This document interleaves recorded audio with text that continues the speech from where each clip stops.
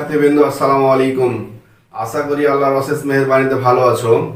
আজকে আমরা পদার্থবিজ্ঞানের বল সম্পর্কিত গাণিতিক সমস্যাবলী নিয়ে আলোচনা করব। আজকের আলোচনার বিষয় হচ্ছে নিউটনের গতির দ্বিতীয় সূত্র অর্থাৎ F সমান m এর মাধ্যমে কিভাবে বিভিন্ন ধরনের সমস্যার সমাধান করা যায় সে বিষয়গুলো নিয়ে আমরা আলোচনা করব। তোমরা অত্যন্ত মনোযোগ সহকারে এবং ধৈর্য সহকারে বোঝার চেষ্টা করবে। ইনশাআল্লাহ আমরা এই সমস্যাগুলির খুব সহজেই আমরা সমাধান করতে পারবো আর আমাদের বিশ্বাস। তো চলো দেখি আমরা প্রথমে সূত্রটা নিয়ে আলোচনা করি। F সমান m a। F হচ্ছে প্রযুক্ত বল, বলের একক হচ্ছে নিউটন। F হচ্ছে বল, বলের একক হচ্ছে নিউটন। m বস্তুর ভর, m হচ্ছে বস্তুর ভর, ভরের একক হচ্ছে কেজি। কোনো কারণে যদি কেজি না দিয়ে গ্রাম দেওয়া থাকে তাহলে সেটিকে আমরা 1000 দ্বারা ভাগ করে কেজি করব। আর এ হচ্ছে ত্বরণ, এ হচ্ছে ত্বরণ, এর একক মিটার পার সেকেন্ড স্কোয়ার। সাধারণত অন্য কোনো একক ব্যবহার করা এখানে থাকে না, তো যদিও থাকে তাহলে মিটারের জায়গায় হয়তো সেন্টিমিটার থাকতে পারে। সেন্টিমিটার পার সেকেন্ড স্কোয়ার যদি থাকে তাহলে আমরা সেন্টিমিটারকে মিটারে প্রকাশ করব 100 দ্বারা ভাগ করে, 100 দ্বারা ভাগ করে সেন্টিমিটারকে মিটার করব। আর যদি কিলোমিটার পার সেকেন্ড থাকে, কিলোমিটার পার সেকেন্ড স্কোয়ার থাকে তাহলে পরে আমরা সেটাকে 1000 দ্বারা গুণ করে, 1000 দ্বারা গুণ করে আমরা মিটার পার সেকেন্ড স্কোয়ার করে নেব। আশা করি আমরা বুঝতে পারছি বিষয়গুলি। আরেকটা দ্বিতীয় কথা হচ্ছে যে এর যদি সরাসরি দেওয়া না থাকে তাহলে এ আরেকটি পদ্ধতিতে এখানে উপস্থাপন করা থাকতে পারে। সেটা কি, যে আমাদের গতির সমীকরণে যে 5টি রাশি ছিল, এ ব্যতীত আরো 4টি রাশি ইউ, ভি, টি আর এস, এদের মধ্য থেকে যে কোনো 3টি রাশির মান যদি দেওয়া থাকে তাহলে পরে এখান থেকে আমরা এর মান বের করতে পারি। এই 4টি রাশির মধ্যে যে কোনো 3টির মান যদি আমাদের দেওয়া থাকে তাহলে এই 3টির মান থেকে, এই 3টি রাশির মাধ্যমে আমরা এর মান বের করতে পারবো গতির সমীকরণ থেকে। তো আশা করি বিষয়টি তোমরা বুঝতে পারছো। এখন আমরা দেখি অঙ্কগুলি কিভাবে করা যায়।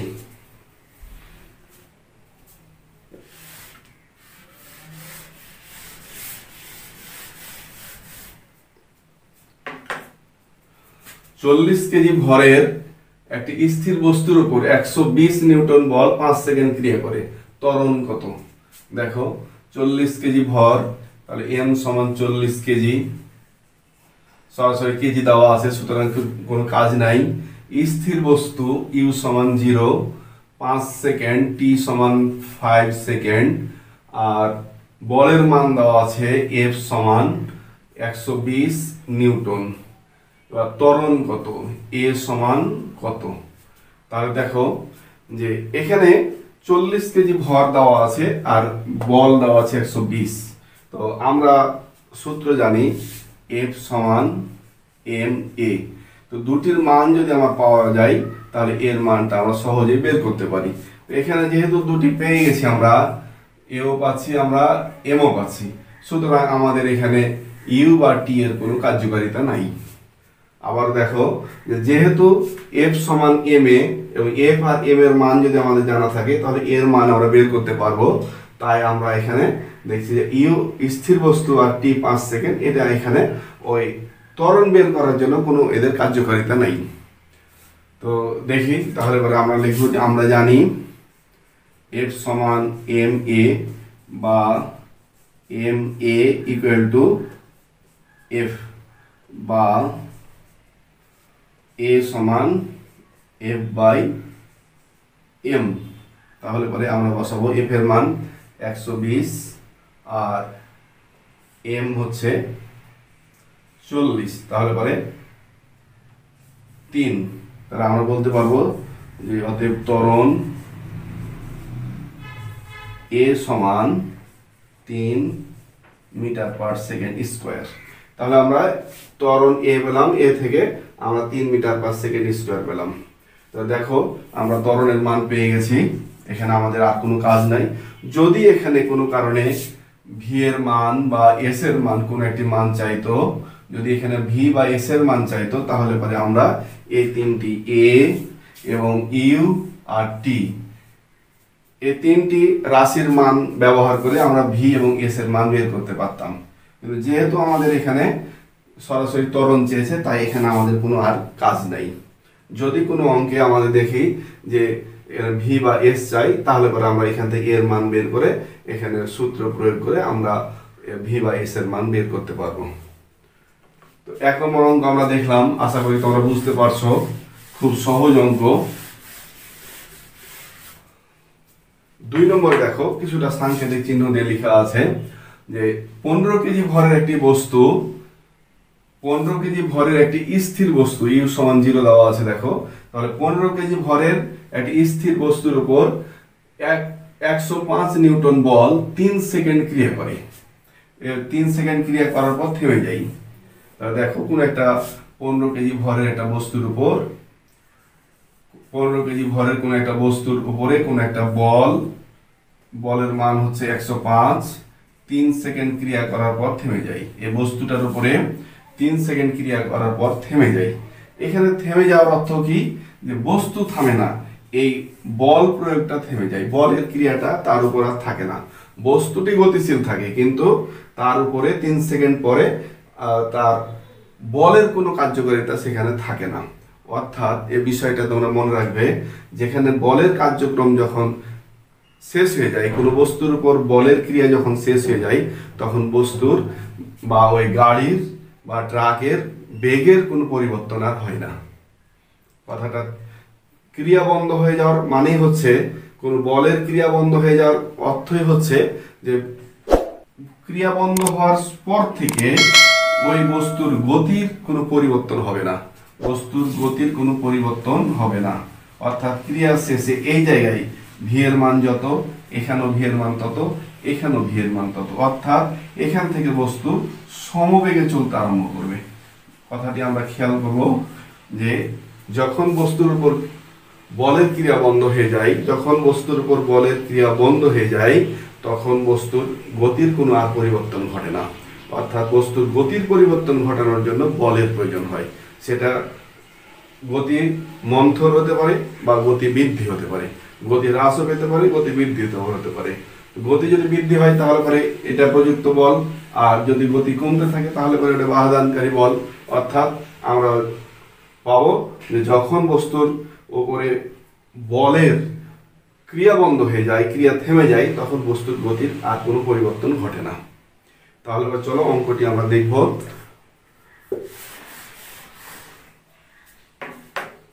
যে এখানে 15 কেজি ভরের একটি বস্তু, তার এম সমান 15 কেজি ভর। আমরা পদার্থবিজ্ঞান অঙ্ক যেভাবে লিখি সেভাবে লিখবো। আগে বস্তুর ভর লিখে কমা দিব, তারপর এইভাবে সবগুলো লিখবো।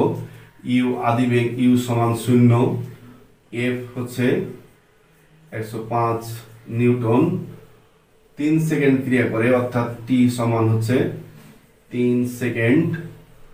ভি সমান কত আর এস সমান কত, যে কথাটি আগে আমি বলছিলাম তোমাদের, যে এখানে আমরা দেখছি যে ভি এর মান বের করতে হবে, এস এর মান বের করতে হবে।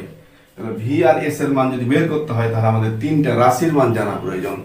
এই কথাটা আমরা জানি আগে থেকেই, যে ভি বা এস এর মান যদি বের করতে হয় তাহলে 3টা রাশির আমাদের মান জানতে হবে। রাশির মান আমরা জানি, ইউ এর মান জানি আর টি এর মান জানি। আরেকটি রাশি যদি এর মান আমরা কোনোভাবে জানতে পারি তাহলে পরে আমরা অঙ্কগুলি খুব সহজেই গতির সমীকরণ ব্যবহার করে আমরা উত্তরগুলো বের করতে পারবো। তাহলে দেখি যে এটা কোনোভাবে পাওয়া যায় কিনা। তো এ পাওয়ার জন্য আমরা একটা সূত্র জানি, এফ সমান এম এ। এখানে এম এবং এফ এর মান যদি জানা থাকে তাহলে আমরা এর মান পেতে পারি। তো দেখো এম এর মান দেওয়া আছে, এফ এর মান দেওয়া আছে, এখান থেকে আমরা এর মান পেয়ে যাব। তাহলে পরে আমরা দেখি যে আমরা জানি এফ সমান এম এ, বা M A equal to F, বা A equal to F by M, সমান হচ্ছে এফ এর মান হচ্ছে 105 আর এম এর মান হচ্ছে 15, সমান হচ্ছে 7। তাহলে ত্বরণ আমরা পেলাম 7 metre per second square, 7 metre per second square, তাহলে এখানে 7 মিটার পার সেকেন্ড স্কোয়ার। তাহলে পরে এবার আমরা ভি এবং এস এর মান কিভাবে বের করতে পারি দেখো। ভি এবং এস এর মান, তাহলে এখানে দেওয়া আছে ইউ, দেওয়া আছে টি, দেওয়া আছে এ। এবার ভি যখন বের করবো তখন এস নাই, এস নাই মানে কয় নম্বর সূত্র আমাদের মনে আছে, S A V T, S নাই মানে 1 নম্বর সূত্র। তাহলে পরে আমরা দেখব যে 1 নম্বর সূত্র কি ছিল, ভি সমান ইউ প্লাস এ টি, তাহলে ইউ এর মান 0 আর এর মান 7 গুণিত টি এর মান দেওয়া আছে 3, তাহলে পরে 3 7 21। তাহলে পরে শেষ বেগ, যেটা বেগ বলবো আমরা সেটা আসলে শেষ বেগ, 3 সেকেন্ড পরের শেষ বেগ। এটা এখানে শেষ বেগ বলতে 3 সেকেন্ড ক্রিয়া শেষের বেগ। এখানে বস্তুটি 3 সেকেন্ড ক্রিয়া করার পরে মানে বলটা বন্ধ হয়ে যায়। তাহলে বল যদি ক্রিয়া করা বন্ধ করে দেয় তাহলে বেগ কত ছিল, তাহলে এই বেগটা 3 সেকেন্ড পরের বেগটা কত, তারপরে যারা চলবে সেটা কিন্তু আসলে সমবেগ আমরা বলেছি। আমাদের এইখানকার বেগটা বের করা দরকার, অর্থাৎ এখানে এই 3 সেকেন্ডের শেষ বেগ, কিন্তু এটা 3 সেকেন্ডের শেষ বেগ হচ্ছে 21 মিটার পার সেকেন্ড। তারপরে আমরা দেখলাম যে 3 সেকেন্ড পরের শেষ বেগ বা 3 সেকেন্ড পরের বেগ হচ্ছে 21 মিটার পার সেকেন্ড। এবার আমরা দেখব এস সমান কত, তাহলে এস সমান যদি কত হয় তাহলে ভি নাই, তাহলে এখানে আমরা যদি ভি ব্যবহার না করি আমরা, তাহলে পরে এখানে ভি না থাকলে এটা 3 নম্বর সূত্র, তাহলে 3 নম্বর সূত্র এস সমান ইউটি প্লাস হাফ এটি স্কোয়ার, তাহলে ইউ সমান 0 গুণিত টি প্লাস হাফ এ টি স্কোয়ার অর্থাৎ 3 স্কোয়ার। দেখলাম আমরা টি এর মান 3 আর এর মান 7, তাহলে সমান হচ্ছে এটা 0, তাহলে এখানে হবে 3 3 9 7 9 63/2 সমান হবে 31.5। তাহলে আমরা পেলাম 31.5 মিটার। তাহলে অতএব অতিক্রান্ত পথ 3 সেকেন্ড পর, অর্থাৎ এর মোট স্থির অবস্থা থেকে 3 সেকেন্ডে মোট কত দূর পথ অতিক্রম করবে, এই পথটুকু হচ্ছে অতিক্রান্ত পথ সমান হচ্ছে 31.5 মিটার, 31.5 মিটার। তাহলে এই সকল তথ্য অনুসারে আমরা পেলাম যে যদি 15 কেজি ভরের স্থির কোনো বস্তুর উপর 105 নিউটন বল 3 সেকেন্ড ক্রিয়া করে থেমে যায়, বলটা যদি ক্রিয়া আর না করে তাহলে পরে বস্তুর বেগ এবং অতিক্রান্ত পথ কত। এখানে আসলে 3 সেকেন্ডের মধ্যে 3 সেকেন্ড পরে বস্তুর বেগ কত হবে আর এই 3 সেকেন্ডে বস্তু কতটুকু পথ অতিক্রম করবে সেটা আমাদের বের করতে বলা হয়েছে। আমরা 31.5 মিটার পেলাম আর ভি এর মানটা আমরা এর আগে বের করেছিলাম। তাহলে পরে আমরা বেগ এবং অতিক্রান্ত পথ পেয়ে গেলাম। আশা করি তোমরা অঙ্কটি ভালোভাবে বুঝতে পারছো। চলো আমরা শেষের অঙ্কটি দেখি। কোনো একটি স্থির বস্তুর উপর 20 নিউটন বল 10 সেকেন্ড ধরে ক্রিয়া করে। কোনো একটা বস্তুর উপর এম ভর বিশিষ্ট কোনো একটা বস্তুর উপরে 20 নিউটন বল 10 সেকেন্ড ক্রিয়া করে, 10 সেকেন্ড ক্রিয়া করে বন্ধ হয়ে যায়, তারপরে বল আর এর উপর ক্রিয়াশীল থাকে না। 10 সেকেন্ড ক্রিয়া করার পর এর উপর বল আর ক্রিয়াশীল থাকে না। তার মানে কথাটার অর্থ হচ্ছে পরবর্তীতে যখন বস্তুটি চলতে থাকবে তখন কিন্তু তার গতির কোনো পরিবর্তন হবে না, অর্থাৎ গতি বাড়া কমা হবে না। তাহলে পরে আমরা দেখলাম এ 10 সেকেন্ডে এখানে যতটি বেগ থাকবে বস্তুর এই বেগগুলো সব এক সমান হবে। তাহলে পরে আমরা দেখলাম 20 নিউটন বল 10 সেকেন্ড ধরে কোনো একটা বস্তুর উপর ক্রিয়া করলো। এরপরে বলছে বস্তুটি 5 সেকেন্ডে 60 মিটার পথ অতিক্রম করে। এরপর বস্তু 5 সেকেন্ডে 60 মিটার পথ অতিক্রম করে, অর্থাৎ মোট পথ হচ্ছে 60, মোট সময় হচ্ছে 5। তাহলে পরে বস্তুর বেগ হবে 60/5 সমান হচ্ছে 12। তাহলে পরে এই গড় বেগ এখানে ক্রিয়া শেষের এখানের বেগ হলো 12, এখানেও 12, এখানেও 12, অর্থাৎ তার মানে সেটা সমবেগে চলতে থাকবে, তাহলে পরে অতিক্রম করে বস্তুর ভর কত, এখানে চেয়েছে ভর কত। তো আমরা অঙ্কটি বুঝতে পারছি। এবার আমরা দেখব যে এফ সমান 20 নিউটন, তারপরে ক্রিয়া করেছে 10 সেকেন্ড, ক্রিয়া করে 10 সেকেন্ড ক্রিয়া করে, তারপরে আমরা পাবো যে পথ, অতিক্রান্ত পথ এস সমান 60 মিটার, আর মোট সময়, মোট লিখবো না, এখানে সময় লিখবো আমরা, সময় টি সমান 5 সেকেন্ড। তাহলে এখানে গড় বেগ, আমরা গড় বেগ বের করব। গড় বেগ ভি সমান 60/5 সমান হচ্ছে 12, এখানে metre per second, metre per second. এই ক্ষেত্রে আমরা বস্তুটি জানি স্থির বস্তু, তাহলে পরে এই যে বস্তুটা প্রথমে বল প্রয়োগ করেছিল 10 সেকেন্ড, 10 সেকেন্ড, এখানে আমরা পেয়েছি বেগটা 12, তাহলে এটা ভি সমান 12, টি সমান হবে 10 সেকেন্ড। আমরা দুইবার যেহেতু টি এর ব্যাপার আছে, আমরা এখানে 1 2 ব্যবহার করতে পারি। আর এখানে ইউ সমান ছিল 0, তাহলে এখানে টি সমান পেয়েছি আমরা, ভি সমান পেয়েছি, ইউ সমান পেয়েছি, এখানে 20 নিউটন পেয়েছি আমরা এফ এর মান। এখন চেয়েছে ভরের, বস্তুর ভর কত, বস্তুটির ভর কত। তো বস্তুর ভর যদি জানতে হয় আমাদের, তা আমরা জানি এফ সমান এম এ, মানে এফ এর মান আমরা জানি, এর মানটা যদি কোনোভাবে আমরা বের করতে পারি তাহলে এম পেয়ে যাব আমরা। তাহলে এ কোথায় পাওয়া যাবে?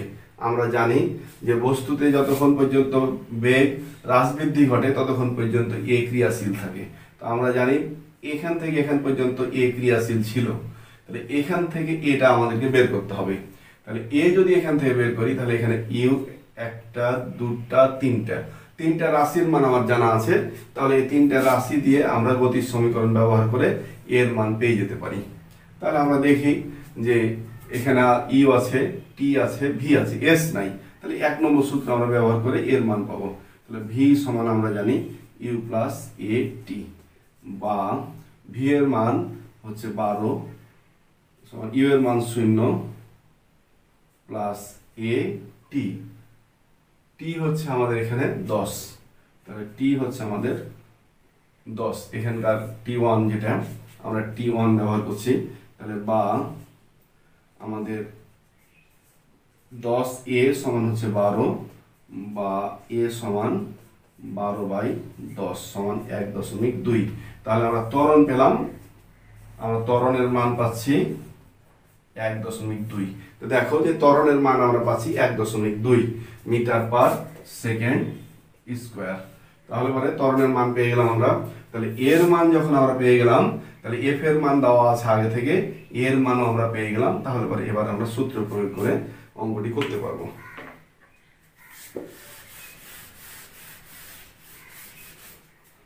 দেখো আমরা জানি এফ সমান এম এ, বা এম এ সমান এফ বাই এফ, বা M equal to F by A সমান এফ এর মান হচ্ছে 20 আর এর মান হচ্ছে 1.2। তাহলে পরে আমরা দেখব যে 20কে 1.2 দ্বারা ভাগ করে আমরা কত পাই। আমরা এখানে 20কে 1.2 দ্বারা ভাগ করে পাই 16.66, অর্থাৎ আমাদের বস্তুর ভর, আমার প্রদত্ত বস্তুর ভর সমান হচ্ছে 16.66 কেজি। তাহলে পরে আমরা দেখলাম অঙ্কটি যে কোনো একটা বস্তু, স্থির বস্তুর উপর যদি 20 নিউটন বল 10 সেকেন্ড ধরে ক্রিয়া করে এবং ক্রিয়া করার পর থেমে যায়, তাহলে পরে বস্তুটি পরবর্তীতে 5 সেকেন্ডে 60 মিটার পথ অতিক্রম করে, বস্তুটির ভর কত। তা আমরা বিস্তারিত এখানে আলোচনা করেছি, আশা করি তোমরা সবকিছু বুঝতে পারছো। তো তারপরেও একটি কথা আমরা বলি যে এখানে আমরা যখন এর সূত্রটা প্রয়োগ করব, তখন আলাদাভাবে এ না বের করে যদি এভাবে করি আমরা, তাও অঙ্কটি করা যায়। এ না বসিয়ে আমরা সরাসরি V minus you by T বসিয়ে অঙ্কটি করতে পারি। এই সূত্র প্রয়োগ করে কিন্তু অঙ্ক করা যায়, তবে এখানে আমাদের ক্যালকুলেশনে কিছু ঝামেলা আসতে পারে, এই জন্য এটা না করে আমরা আলাদা আলাদাভাবে অঙ্কটা করব, তাহলে পরে ইনশাল্লাহ অঙ্কটা আরও বেশি ফ্রেশ হবে। তো যা হোক,